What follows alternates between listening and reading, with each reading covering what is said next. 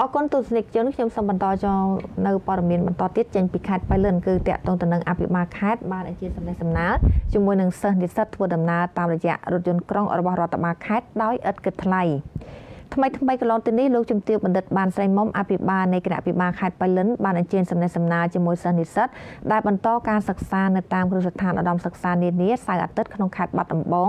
ដោយធ្វើដំណើរតាមរយៈរថយន្តក្រុងរបស់រដ្ឋបាលខេត្តដោយឥតគិតថ្លៃ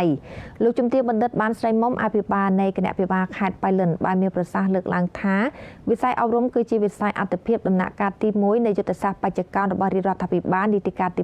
7ដែលផ្ដោតទៅលើការយកចិត្តទុកដាក់បន្ថែមលើមូលធនមនុស្សនិងបច្ចេកវិទ្យាវិទ្យាសាស្ត្រ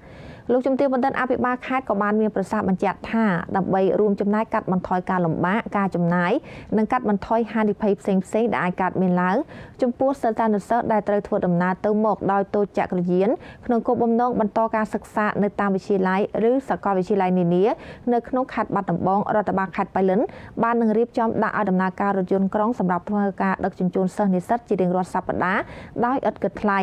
នៅក្នុងឱកាសនោះផងដែរលោកជំទាវបណ្ឌិតបានស្រីមុំក៏បានមានប្រសាសន៍ផ្ដាំផ្ញើដល់ក្មួយសិស្សានុសិស្សទាំងអស់ដែលកំពុងបន្តការសិក្សានៅគ្រឹះស្ថានឧត្តមសិក្សានានា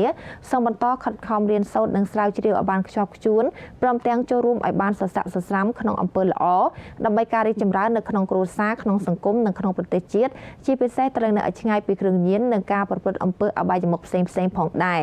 សូមបញ្ជាក់ថារថយន្តក្រុងរបស់រដ្ឋបាលខេត្តក្រោមការឧបត្ថម្ភពីសំណាក់លោកជំទាវបណ្ឌិតបានស្រីមុំអភិបាលនៃគណៈអភិបាលខេត្តបៃលិនបានដឹកជញ្ជូនសិស្សនិស្សិតដោយឥតគិតថ្លៃ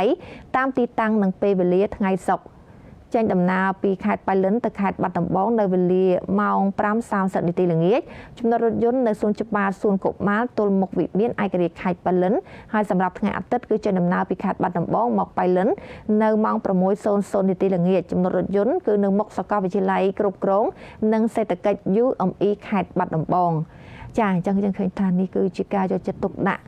ដ៏ល្អប្រសើរមួយពីសំណាក់លោកជំទាវបណ្ឌិតបានស្រីមុំដែលជាអភិបាលនៃគណៈអភិបាលខេត្តបៃលិនគឺបានគិតគូរអំពីសុខសុវត្ថិភាពរបស់បងប្អូនដែលជាសិស្សនិស្សិតក្នុងការធ្វើដំណើរចេញពីខេត្តបៃលិនមកបាត់ដំបងនិងពីបាត់ដំបងមកកាន់បៃលិនវិញគឺជាការសម្រួលមួយយ៉ាងល្អប្រសើរបំផុតដែលបង្ហាញអំពីការយកចិត្តទុកដាក់និងផ្ដល់ទៅដល់ភាពកក់ក្ដៅទៅដល់ប្រជាពលរដ្ឋដែលនៅក្នុងមូលដ្ឋានរបស់ខ្លួនហើយក៏សង្ឃឹមថា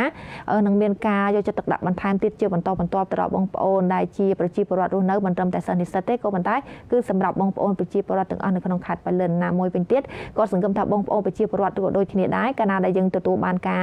ផ្ដល់នូវភាពកក់ក្ដៅយកចិត្តទុកដាក់ពីសំណាក់ថ្នាក់ដឹកនាំហើយយើងជាប្រជាពលរដ្ឋដើម្បីធ្វើជាពលរដ្ឋល្អនោះក៏ត្រូវតែជារួមចំណែកក្នុងការពួតដៃគ្នាជាមួយនឹងថ្នាក់ដឹកនាំធ្វើយ៉ាងណាឲ្យមូលដ្ឋានរបស់យើងទទួលបានផ្លែផ្កាល្អប្រសើរហើយជាពិសេសគឺយុវជនតែម្ដងមិនថាតែនៅក្នុងខេត្តបៃលិនទេគឺយុវជននៅទូទាំងប្រទេសកម្ពុជាសូមឆ្លើយថាទេចំពោះគ្រឿងញៀនគឺកុំ